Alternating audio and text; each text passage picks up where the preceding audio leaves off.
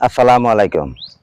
আমার YouTube channel ও ফেসবুকের বন্ধুগণ, আমি এখন বর্তমানে আছি পাবনা সাতমোহর চরপাড়া চলন বিলের মাধ্যমে দাঁড়িয়ে আছি। এই চলন বিল অবস্থিত হইল বেশিরভাগ নাটোর জেলায় পড়ছে চলন বিলের বেশি অংশ, এবং কি পাবনা সাতমোহরে অল্প একটু অংশ, যেমন পূর্ব দক্ষিণ কর্নারে আমি এখন দাঁড়িয়ে আপনাদেরকে এই চলন বিলের কিছু দৃশ্য দেখাচ্ছি। তাহলে আপনারা দেখুন। এখানে চলন বিলে আমন ধানের চাষ করা হয়েছে। বাম্পার ফলন কৃষকেরা আশা করতেছে। দেখতেছেন এখানে ধানের ফসল অনেকটাই ভালো দেখা যাচ্ছে। খুব সুন্দরভাবে ধান বেড়ে উঠতেছে। এখানে সার ফাঁস কিংবা পোকামাকড় দমন করার জন্য তারা বিষ স্প্রে করতেছে। ধানের ভিতরে যে আগাছা আছে, আগাছাগুলো তারা উঠিয়ে ফেলতেছে। কারণ এখানে ধানের চাষ করা হয় কৃষি তথ্য অনুযায়ী। কৃষি কর্মকর্তারা তাদের পাশে সব সময় আসে এবং কি তাদেরকে সহযোগিতা সাবাস দিয়ে যায়। তাদের কখন কি সুযোগ সুবিধা এগুলা কৃষি কর্মকর্তারা দেখে যায়, তাদেরকে পর্যবেক্ষণ করে যায়। তাই বন্ধুগণ,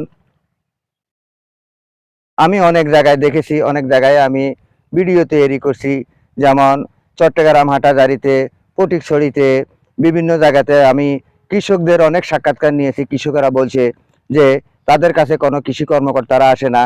যখন তারা কষ্ট করে যখন তারা ধানের ফসল একটু ভালো আসে, তখন তারা একটা সাইনবোর্ড লাগাইয়া তাদের সফলতা দেখায়, মানে আমরা আছি। আর এখানকার কৃষকেরা হইলো ভিন্ন এবং কি আরেক ধরনের। এখানের কৃষকেরা সরজমিনে চলে আসে, আইসা কৃষকদেরকে দেখায় তাদের ধানের কোনো ভাইরাস হয়েছে কিনা। একটা ধান উঠিয়ে তারা এগুলা পরীক্ষা নিরীক্ষা করে তাদেরকে আবার কীটনাশক দিয়ে যাচ্ছে। তাই এখানের কৃষকেরা এবং কি কৃষি কর্মকর্তাদের প্রতি অনেক খুশি এবং কি অনেক আনন্দিত, কারণ কৃষি কর্মকর্তারা তাদেরকে অনেক কিছু সহযোগিতা করে যাচ্ছে।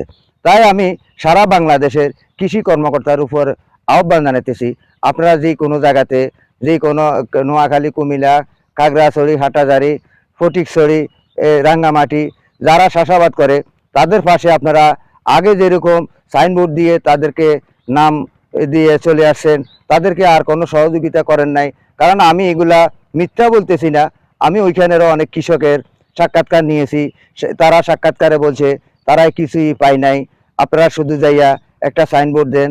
এখানে পাবনা সাতমোহর চরপাড়াতে এখানের যারা কৃষক, তাদের মুখে আমি শুনেছি এখানে কৃষি কর্মকর্তারা আসে, কৃষি অফিসাররা আসে, আইসা তারা এখানে তাদেরকে সহযোগিতা, ধানের পোকামাকড় লাগলে এগুলোর জন্য সহযোগিতা করে।